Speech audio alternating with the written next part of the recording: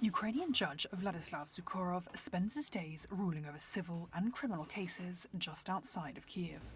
But when his workday is over, he swaps his robes for a flak jacket and his gavel for a gun.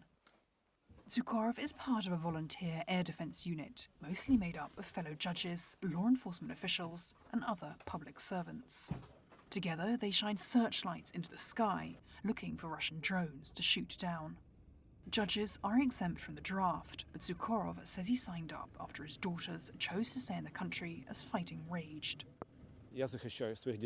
I'm protecting my children who live in Kiev. My eldest daughter returned at the beginning of the invasion from abroad, where she worked.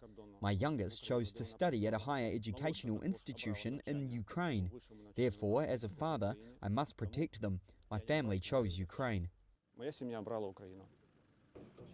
Sukhorov's unit was founded soon after Russia's February 2022 invasion by a former Supreme Court justice.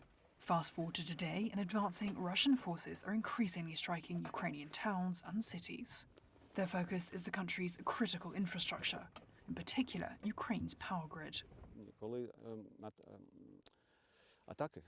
When drones and missiles attack, it is difficult to call it interesting.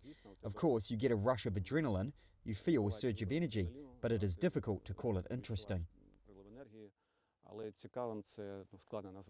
Sukhorov may not find it interesting, but territorial defence units like his, which are often made up of volunteers and recruits, are vital to the war effort.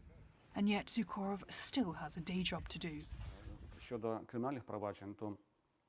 Regarding criminal proceedings, you can also see that the number of cases regarding illegal storage of ammunition, weapons and explosives has increased.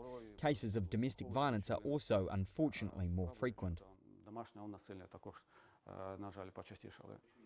But despite stressful days and sleepless nights, Sukhorov says his unit of drone-hunting judges have found a common language fighting together.